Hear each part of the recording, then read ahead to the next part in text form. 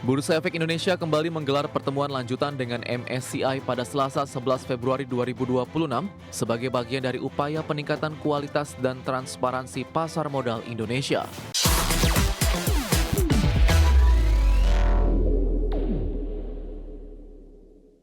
Kembali di Marketplace pemirsa, dalam pertemuan lanjutan dengan MSCI pada Selasa 11 Februari 2026, Bursa Efek Indonesia mengajukan 1 poin tambahan kepada MSCI, yakni rencana penerbitan Shareholders Concentration List. Ya, manajemen Bursa Efek Indonesia menegaskan langkah tersebut sekaligus menunjukkan komitmen bursa untuk memperkuat transparansi dan integritas pasar modal nasional.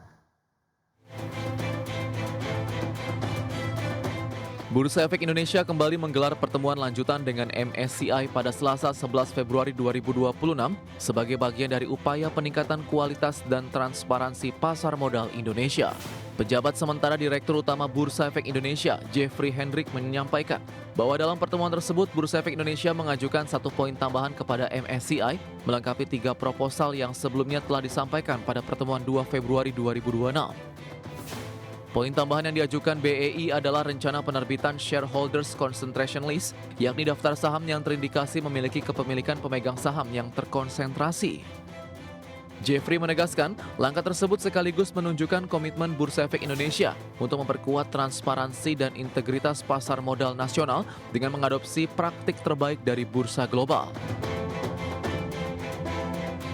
Adapun BEI sebelumnya telah mengajukan proposal dengan 3 poin utama, yakni pertama penyempurnaan klasifikasi investor di Kustodian Sentral Efek Indonesia dari 9 kategori menjadi 28 subkategori investor. Poin kedua, perluasan keterbukaan informasi terkait kepemilikan saham.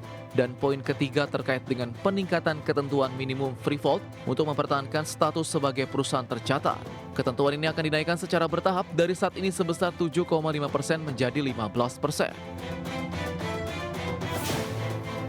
Bursa Efek Indonesia berharap langkah-langkah tersebut dapat memperkuat transparansi, meningkatkan integritas pasar, serta mendorong kepercayaan investor terhadap pasar modal Indonesia. Berbagai sumber IDX Channel. Ya, PT Bank BTPN Syariah Tbk mencatatkan kinerja positif sepanjang 2025 di mana kualitas pembiayaan menjadi penopang utama pertumbuhan laba. Ya, di sepanjang 2025, perseroan mencatat laba bersih 1,2 triliun rupiah, tumbuh 13% secara tahunan.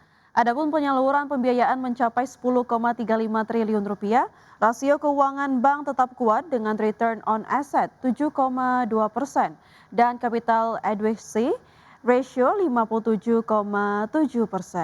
Perseroan menyatakan capaian di tahun lalu tidak lepas dari peran seluruh elemen dalam memberdayakan masyarakat. Perseroan menegaskan komitmen menghadirkan layanan berkelanjutan bagi masyarakat melalui model bisnis pendampingan.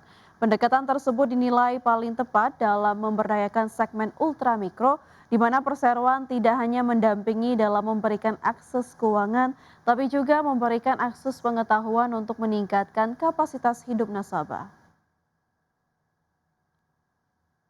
Ya, sementara itu MSCI kembali mengumumkan hasil tinjauan berkala indeks untuk periode Februari 2026. Dalam rebalancing terbaru MSCI menurunkan saham INDF ke MSCI Small Cap Indexes. Sedangkan saham ACES dan Clio dikeluarkan dari daftar MSCI Small Caps Indexes. MSCI kembali mengumumkan hasil tinjauan berkala indeks untuk periode Februari 2026. Dalam rebalancing MSCI terbaru ini, sejumlah saham Indonesia mengalami perubahan signifikan, mulai dari penurunan kategori hingga dikeluarkan dari indeks. Perubahan ini menjadi perhatian penting bagi pelaku pasar, terutama investor yang aktif mengikuti arus dana global dalam investasi saham. Dalam review terbaru, MSCI menurunkan saham PT Indofood Sukses Makmur Tbk dari daftar MSCI Global Standard Indexes ke MSCI Small Caps Indexes.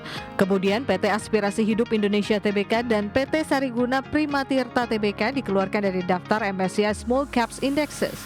Sementara itu tidak ada perubahan pada daftar MSCI Micro Cap Indexes untuk saham-saham Indonesia.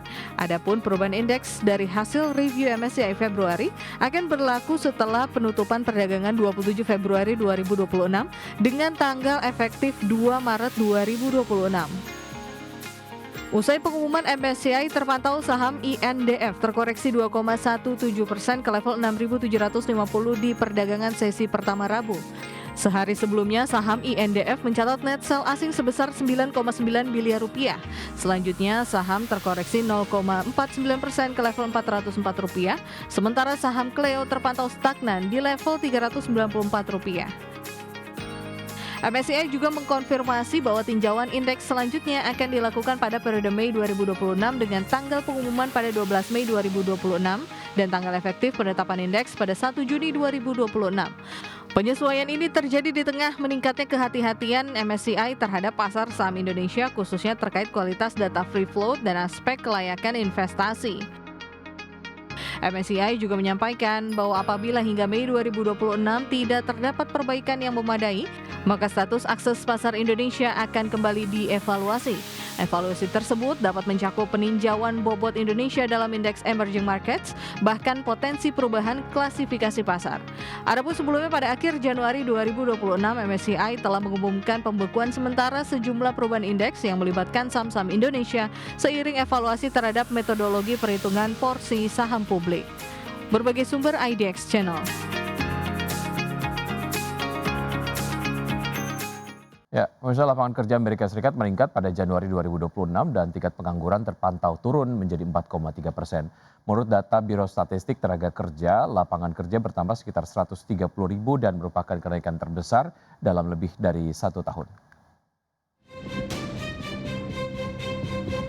Jumlah tenaga kerja di Amerika Serikat meningkat pada Januari, kenaikan terbesar dalam lebih dari setahun, dan tingkat pengangguran secara tak terduga turun.